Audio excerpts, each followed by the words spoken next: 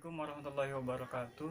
Nama saya Fatur Rahman Al-Farizi, kelompok 3 SGI, absen 8. Saya akan mempresentasikan sejarah berdirinya Kerajaan Sriwijaya. Kerajaan Sriwijaya merupakan kerajaan Buddha yang berdiri pada abad ke-7, dibuktikan dengan adanya prasasti Kedukan Bukit di Palembang. Kerajaan Sriwijaya adalah salah satu kerajaan yang kuat di Pulau Sumatera. Nama Sriwijaya berasal dari bahasa Sanskerta berupa Sri yang artinya bercahaya dan Wijaya yang artinya kemenangan. Kerajaan Sriwijaya dimulai pada abad ke-7 di mana ada Punta Hyang mendirikan kerajaan ini. Sejauh ini kerajaan Sriwijaya merupakan kerajaan terbesar di Nusantara yang memiliki kekuasaan wilayah yang amat luas. Sumber-sumber sejarah adanya kerajaan ini diperoleh dari berita luar negeri antara lain kabar dari Cina, Arab, India, dan sejumlah prasasti-prasasti di dalam negeri. Yang pertama, sumber sejarah dari luar negeri meliputi A. Kabar dari Cina. Berita dari Cina berasal dari seorang pendeta Buddha yang bernama Yi Xing. Ia melakukan perjalanan dari Cina ke India guna menimba ilmu. Di saat dalam perjalanan, ia singgah di kerajaan Silivosih yang dia kenal atau sekarang namanya Sriwijaya selama 6 bulan untuk mempelajari bahasa Sanskerta. Sehingga ia bersama guru Buddhis Sakyakirti mampu menyalin kitab Hasta dan Dasastra ke dalam bahasa Cina. Ising menjelaskan bahwa kerajaan ini menganut agama Buddha serta memiliki pelayaran yang sangat maju. Ia menjelaskan juga bahwa kerajaan Sriwijaya mampu menaklukkan daerah Kedah di pantai barat Melayu pada tahun 682 sampai 685. Selain itu, kabar dari Cina lainnya menyebutkan bahwa pada masa dinasti Sung telah terjadi beberapa kali pengiriman utusan dari Cina ke Sriwijaya. B. Kabar dari Arab. Diberitakan bahwa telah berdiri sebuah kerajaan yang bernama Zabak atau Sriwijaya di sebuah pulau emas karena pulau itu memiliki banyak emas. Ibu Hordade menyatakan bahwa Raja Zabak banyak menghasilkan emas bahkan sebanyak 100 kg per tahun. Al-Biruni mengatakan bahwa kerajaan Zabak memiliki hubungan baik dengan Cina melebihi hubungan baiknya dengan India. C. Kabar dari India. Berita dari India ditemukan pada prasasti Leiden besar yang telah ditemukan oleh raja-raja dari dinasti Chola. Di sini dijelaskan bahwa ada pembebasan tanah Anai Mangalam kepada biara di Nagipatma, di mana biara tersebut dibangun oleh Marawija Tunggawarman, keturunan Shailendra yang berkuasa di Sriwijaya dan Kataka. Selain itu, berita datang dari prasasti Nalanda yang menceritakan bahwa Raja Dewa Paladewa dari Nalanda telah membebaskan pajak di 5 desa. Kemudian 5 desa tersebut berkewajiban membiayai para mahasiswa dari kerajaan Sriwijaya yang menuntut ilmu di kerajaan Nalanda. Prasasti ini juga menerangkan bahwa Raja Balaputra Dewa merupakan raja terakhir di dinasti Shailendra yang terusir dari Jawa yang kemudian meminta pengakuan atas hak-hak dinasti Shailendra. Adapun sumber sejarah dari dalam negeri yaitu A. Prasasti Kedukan Bukit tahun 683 Masehi yang ditemukan di tepi sungai Tatang dekat Palembang. B. Prasasti Talang Tuo yang ditemukan pada tahun 684 Masehi ditemukan di sebelah barat Palembang. C. Prasasti Kota Kapur 686 Masehi yang ditemukan di Bangka. D. Prasasti Karangberahi 686 Masehi berisi sama dengan prasasti Kota Kapur. Prasasti Telaga Batu tidak memiliki angka tahun pembuatan. Prasasti ini menjelaskan bahwa kerajaan Sriwijaya berbentuk kerajaan kesatuan serta menjelaskan kedudukan putra-putra raja. Lalu selanjutnya Prasasti Ligor tahun 775 Masehi ditemukan di Tanah Genting Kera. Lalu G. Prasasti Palas Pasema ditemukan di Lampung. Saya Hana Zanuba Wahadah, kelas 10 IK dari kelompok 3.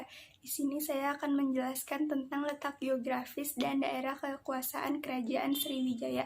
Letak geografis Kerajaan Sriwijaya di wilayah Sumatera bagian selatan. Diperkirakan pusat pemerintahannya terletak di tepi Sungai Musi atau di sekitar kota Palembang sekarang. Dari tepian Sungai Musi terus-menerus mencakup Selat Malaka, Selat Sunda, Selat Bangka, Laut Jawa bagian barat, Bangka, Jambi Hulu, Semenanjung Malaya hingga ke Genting Kerak. Luas wilayah laut yang dikuasai Kerajaan Sriwijaya menjadikan Sriwijaya sebagai kerajaan maritim. Yang kedua, daerah kekuasaan Sriwijaya. Pertama, Tulang Bawang yang terletak di daerah Lampung. Yang kedua, daerah Kedah yang terletak di pantai barat Semenanjung Melayu pada tahun 682 sampai 685 Masehi. Yang ketiga, Pulau Bangka yang terletak di pertemuan Jalan Perdagangan Internasional pada tahun 686 Masehi. Yang keempat, daerah Jambi terletak di tepi sungai Batanghari pada tahun 686 Masehi.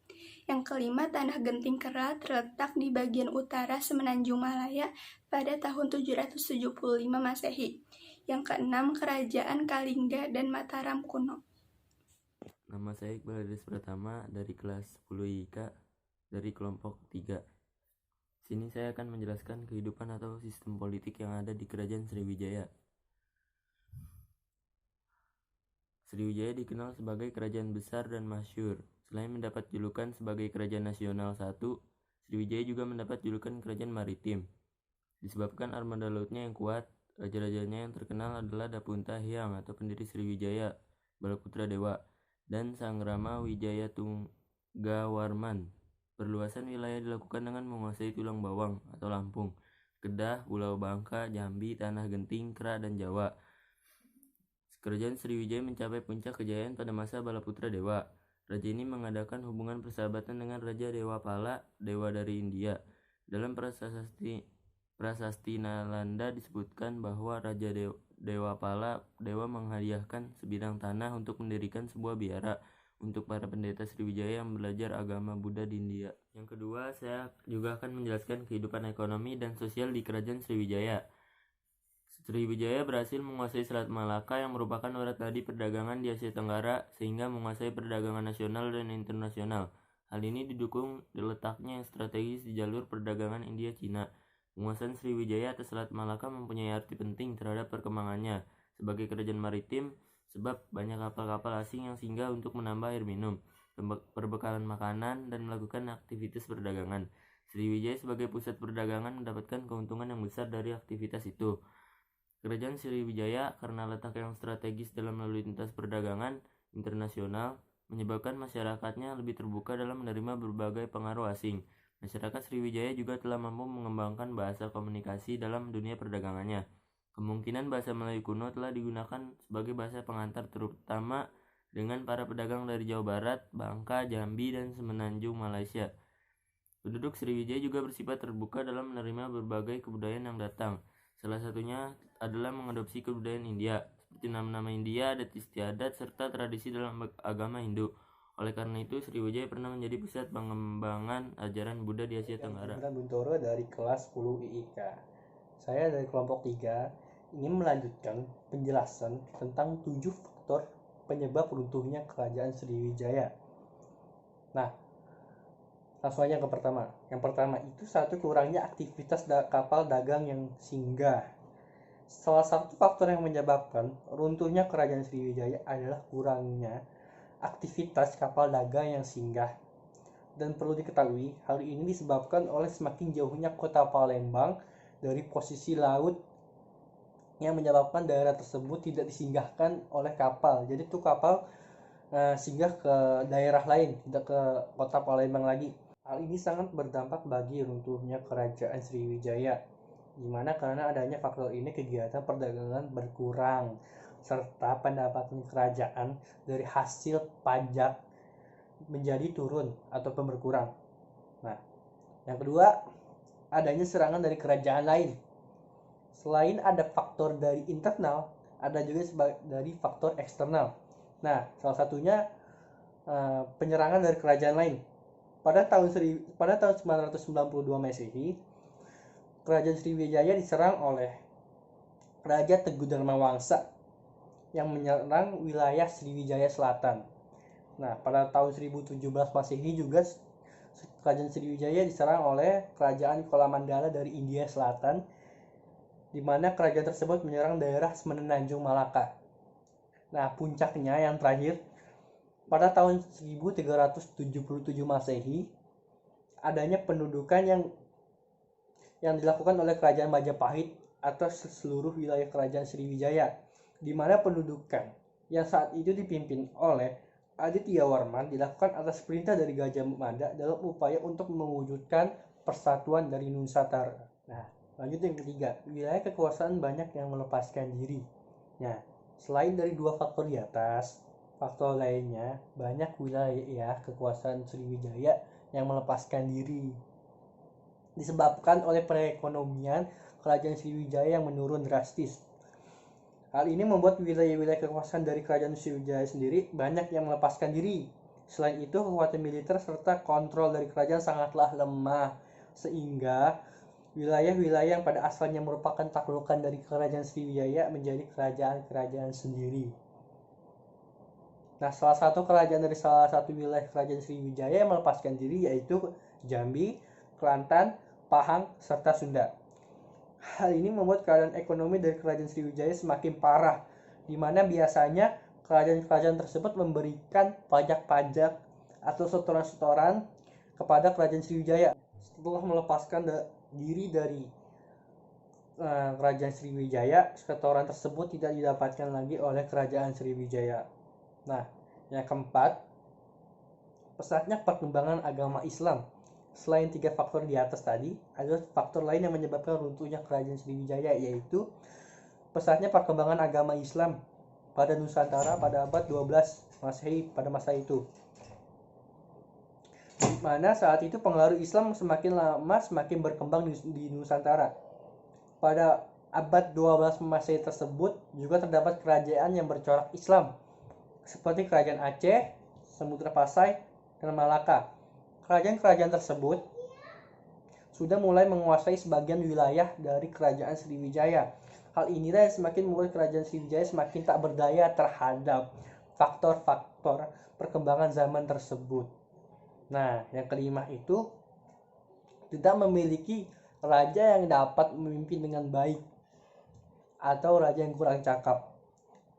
Faktor yang sangat berpengaruh kepada mundurnya kerajaan Sriwijaya. Setelah wafatnya Raja Balaputra Dewa pada tahun 830 Masehi, kerajaan Sriwijaya hampir tidak menemukan lagi sosok seperti beliau. Raja yang mampu memimpin dengan adil, bijaksana, dan juga baik kepada rakyatnya. Faktor ini secara berangsur-angsur dapat menyebabkan kepercayaan diri masyarakat terhadap suatu kepemimpinan raja yang saat itu berkuasa menjadi lemah. Ditambah lagi adanya serangan dari kerajaan-kerajaan dari luar yang menyebabkan kerajaan Sriwijaya semakin terpuruk. Nah, lanjut ke faktor ke-6, yaitu jauhnya letak kota Palembang dari laut.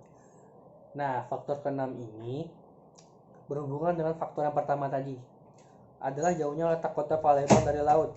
Selain karena rajanya yang tidak mampu memimpin dengan baik serta bijaksana, faktor letak kota Palembang yang pada awalnya sebagai pusat perdagangan semakin jauh. Hal ini disebabkan karena adanya proses pengendapan lumpur yang terjadi di muara Sungai Musi, yang menyebabkan proses pendangkalan dasar Sungai Musi semakin cepat. Sungai Musi yang dangkal menyebabkan kapal-kapal datang yang beraktivitas tidak bisa lagi singgah untuk melakukan transaksi perdagangan ataupun kegiatan perdagangan di pusat kota tersebut. Hal ini membuat pendapatan dari kerajaan Sriwijaya semakin menurun, padahal pendapatan dari perdagangan tersebut adalah faktor utama yang mendorong kerajaan Sriwijaya menjadi jaya. Terus di mana dana tersebut juga digunakan untuk menjalankan roda pemerintahan pada masa itu. Nah, faktor yang terakhir yaitu 7 faktor sektor militer yang melemah. Faktor terakhir yang menyebabkan runtuhnya kerajaan Sriwijaya adalah sektor militer yang sangat lemah. sehingga wilayah yang menjadi taklukan dari kerajaan-kerajaan Sriwijaya satu persatu mulai melepaskan diri. Lemahnya sektor militer ini juga disebabkan karena adanya faktor internal maupun eksternal. Dengan lemahnya sektor militer ini juga membuat kerajaan lain berani untuk menyerang kerajaan Sriwijaya. Nah, itulah 7 faktor penyebab runtuhnya kerajaan Sriwijaya yang dapat saya jelaskan. Sekian dari saya. Saya mewakilkan kelompok 3 ingin menyampaikan permintaan maaf jika ada kesalahan kata dalam mempresentasikan kerajaan Sriwijaya ini. Lebih kurangnya mohon maaf. Assalamualaikum warahmatullahi wabarakatuh.